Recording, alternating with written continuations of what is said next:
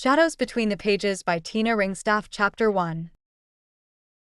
The ledger Ellison's rare books had always carried an air of quiet mystery, but on nights like this, when the rain pressed against the windows in thin, glassy sheets, the place felt more alive than Naomi Ellison cared to admit. The bookstore was her inheritance, not from family, but from hard work, stubborn resolve, and a relentless need to preserve stories others had forgotten. Shelves stretched high, sagging under the weight of leather-bound tomes and paperbacks with spines cracked by time. The scent of old paper and dust clung to the air, layered with the faint trace of lavender oil. Naomi burned at closing to soothe herself before long hours of bookkeeping. Tonight, the lamp at her desk cast a soft golden circle, highlighting the open ledger before her.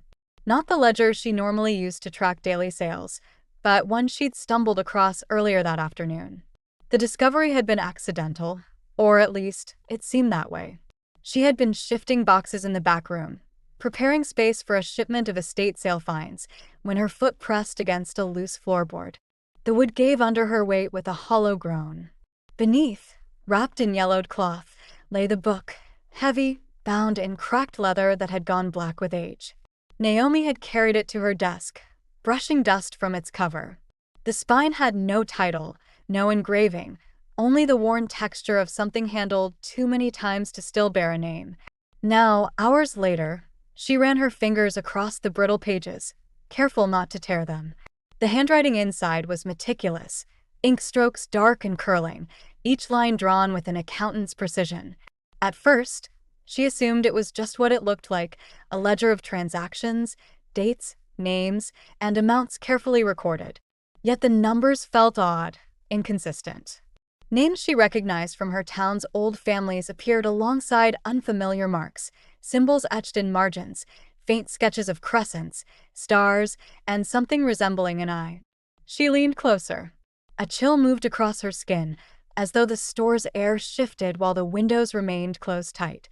The lamp flickered. Naomi's heartbeat quickened, though she forced her hands to steady. Fear was a luxury she rarely allowed herself. Owning the bookstore meant fighting through every whisper of doubt, every late bill, every night she closed the register and wondered if she'd make it another month. But this was different. The entries shifted under her gaze. She blinked, leaned back, then leaned in again. Where a moment ago there had been a column of numbers, now her own name stared back at her, written in that same inky hand, Naomi Ellison. Her breath caught in her throat. The entry beside her name bore today's date. For a long moment, she sat frozen, fingers hovering over the paper as though touching it might confirm the impossible. She wasn't a woman given to flights of imagination, but her body knew what her mind resisted. Something was wrong with this book. A low thud echoed through the aisles. She jerked her head toward the shelves, heart pounding. A book had fallen from the upper stacks, though she had heard no shifting wood, no breeze to push it.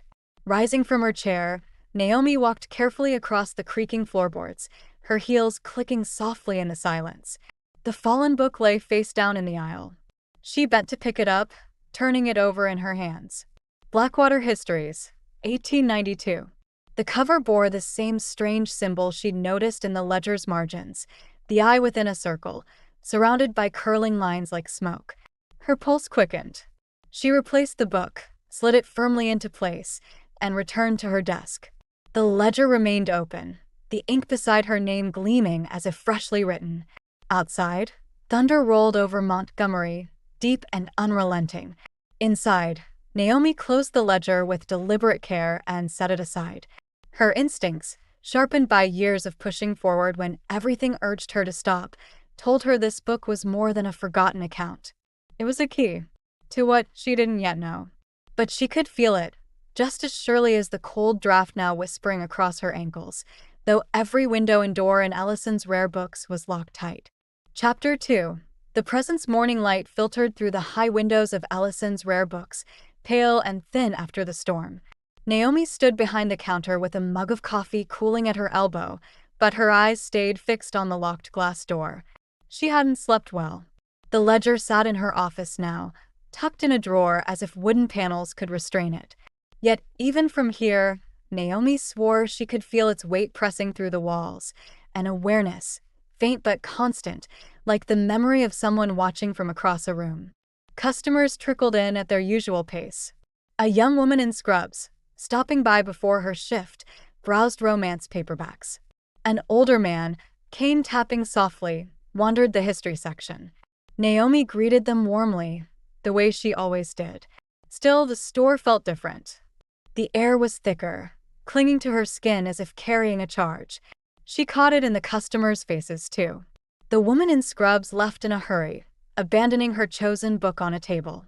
The older man muttered something under his breath and shuffled toward the door without making a purchase. Each glanced over their shoulders on the way out, as though shadows moved behind them. When the store was empty again, Naomi leaned against the counter, arms folded tight. Her grandmother had always said she was sensitive, prone to feeling things most people dismissed. Naomi had spent a lifetime ignoring that gift, burying it under numbers, order, and the logic of ink on paper. But today, the air was restless. She stepped into the center aisle, running her hand along the spines of books as if to anchor herself. A whisper stirred, so faint she thought it was imagination, a current of sound slipping between words. She froze, tilting her head. It came again. Not words she could understand, but layered voices overlapping, too close, too urgent. Naomi's throat tightened. A sudden crash snapped the silence. She spun toward the far end of the store.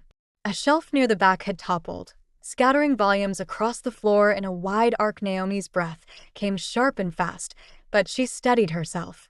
Storms sometimes warp the old wood, she told herself. Humidity, imbalance, gravity. Yet when she approached, her reasoning faltered. The shelf hadn't fallen. It stood perfectly upright. Only the books had leapt from it, strewn in every direction as if thrown by unseen hands. The ledger. Her thoughts pulled back to the hidden drawer in her office. She knew, without needing proof, that the disturbance was tied to it.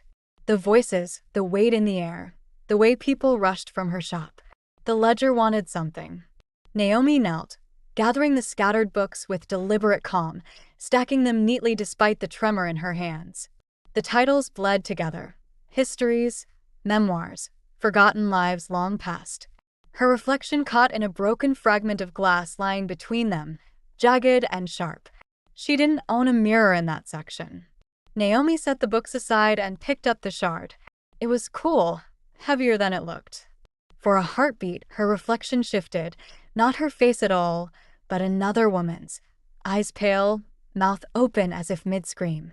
The shard slipped from Naomi's grip and shattered at her feet. She straightened, shoulders squared against the rising tide of fear. If something was in her store, it would not drive her away. Ellison's rare books was hers, brick, mortar, and soul. But as she walked back to her counter, the whisper followed, growing clearer, curling like smoke around her thoughts. And though the store was empty, Naomi could not shake the feeling that she was no longer alone.